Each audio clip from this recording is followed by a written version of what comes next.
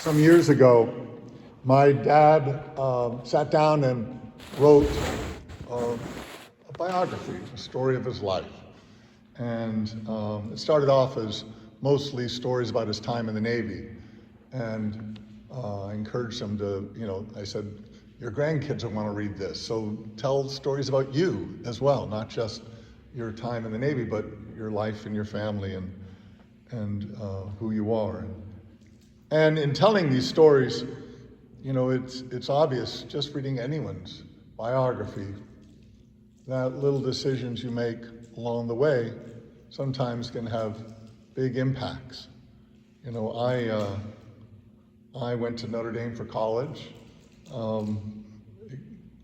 Could have gone to a couple other schools if I had chosen so, but I don't want to say it was eeny, meeny, miny, mo, but it was pretty much, I had no idea the consequences of what going to Notre Dame would be, because there's where I met the Holy Cross priests, and I met Holy Cross seminarians, and I decided to join Holy Cross.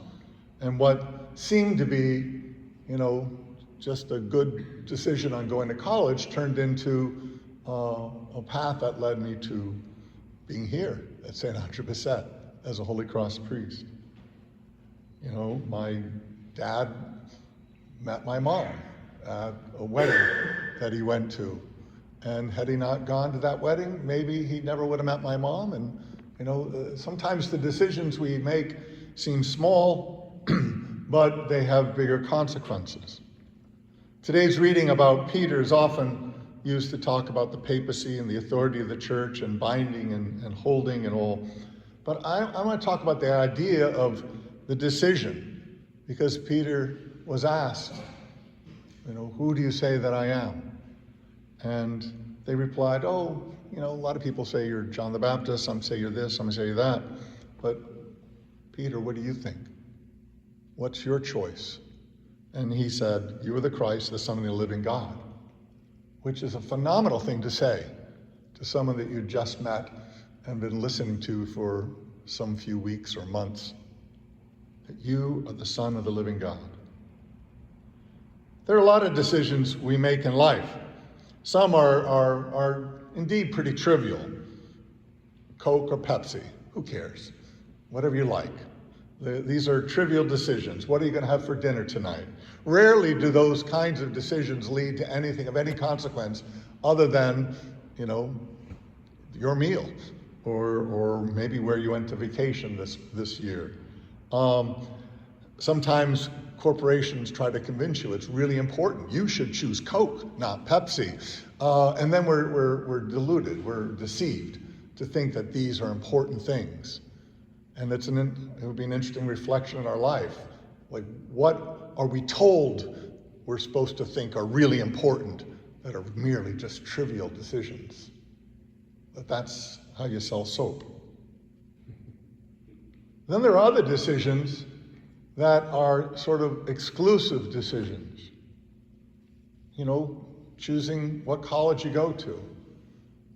You can't go to two colleges. You choose one or the other. Now, you might switch halfway through, but it's a big deal. And when you choose one thing, you can't have the other.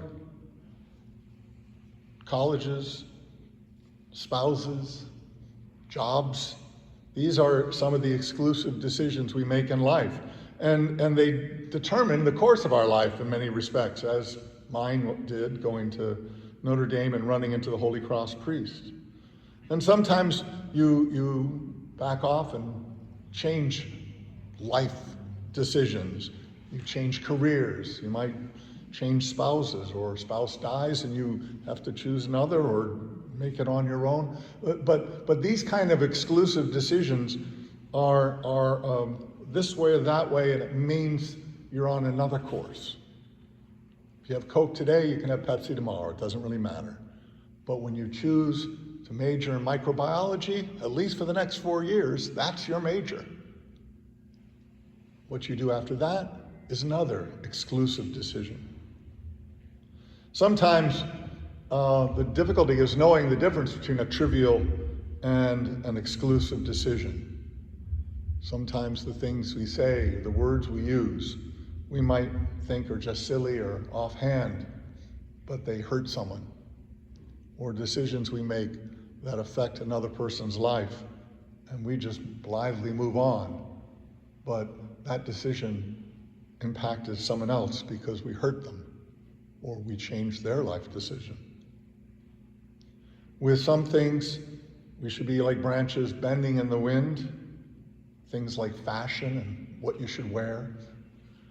But in other things, if we take our exclusive decisions seriously, we should be like roots, stuck in the ground, committed and holding firm. Then there's another type of decision that's even deeper than these trivial or exclusive decisions. And that would be a foundational decision, I would say. The kind of decision that defines who you are. That whether you're a microbiologist or an artist, you're a person of integrity, of love, of compassion, that you believe in something, that you have values, that this is a foundational decision of who you are and the type of person you want to be. That's what Jesus is asking of Peter today.